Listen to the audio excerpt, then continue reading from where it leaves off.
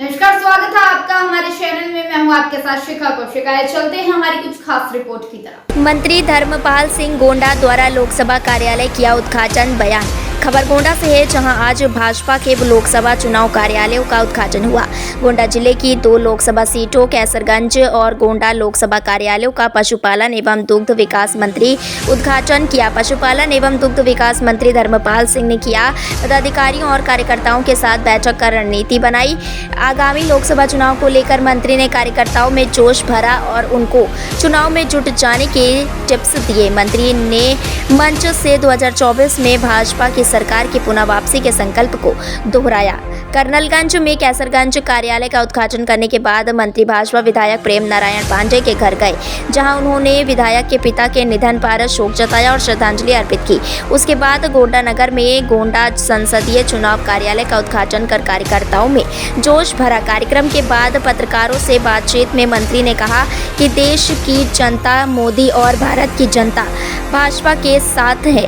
अब मोदी का नेतृत्व देश और दुनिया ने स्वीकार कर लिया है। 2024 में मोदी के नेतृत्व में फिर से देश में सरकार बनेगी। मंत्री ने कहा कि मोदी की सोच हुजूर के बेटे नहीं, मजदूर के बेटे को हुजूर बनाने की है। वहीं इंडिया गठबंधन पर निशाना साधते हुए कहा कि इंडिया गठबंधन लगभग टूट गया है और देश मोदी के साथ खड़ा है, इसलिए बढ़ा है। वहीं विपक्ष पर हमलावर होते मंत्री बोले कि सपा, बसपा, कांग्रेस और अन्य दल छिन्न भिन्न हो गए हैं। मुगल काल में देश में मंदिर तोड़े गए और मोदी काल में भारत में मंदिरों का निर्माण हो रहा है। भाजपा तुष्टीकरण नहीं, राष्ट्रवाद की राजनीति करती है, इसलिए देश मोदी का समर्थन कर रहा है। देश की जनता मोदी जी के साथ खड़ी है, भारतीय जनता पार्टी के साथ खड़ी है, इसलिए देश आगे बढ़ा। तो इस नाते से उत्तर प्रदेश 80 लोकसभाएं भारतीय जनता पार्टी के पक्ष में प्रचंड बहुमत से जीत रहे हैं। उत्तर प्रदेश की जनता ने माननीय मोदी जी का नेतृत्व स्वीकार कर लिया है, क्योंकि माननीय मोदी जी को का नेतृत्व दुनिया ने स्वीकार किया है। आज देश आर्थिक दृष्टि से, सामरिक दृष्टि से मजबूत है। तो इसलिए 2024 के चुनाव में प्रचंड बहुमत से माननीय मोदी जी लोकसभा कर सरकार भारतीय जनता पार्टी की बने। जिस तरीके से राहुल गांधी की न्याय यात्रा निकली, कितना असर डाल पाएगी लगता है कि आपको आगामी चुनाव में? देखिए, माननीय मोदी जी ने जो कहा है कांग्रेस मुक्त भारत, अब ये जो चुनाव है ये सत्ता बनाने के लिए चुनाव नहीं है। ये चुनाव भारतीय जनता पार्टी की, मोदी जी की सरकार दिल्ली में केंद्र में बनेगी तो जो जवाहरलाल नेहरू का नैरेटिव है, जो जवाहरलाल नेहरू का सोच है, वो कांग्रेस मुक्त तो धीरे धीरे हो चुका है। उसी सोच से अब हिंदी को महत्व दिया जाना, MBBS की पढ़ाई हिंदी में और टेक्निकल पढ़ाई हिंदी में। माननीय मोदी जी चाहते हैं अब हजूर के बेटे ही हजूर ना बने, मजूर के बेटे भी हजूर बने, इसलिए शिक्षा पद्धति में भी परिवर्तन हो रहा है।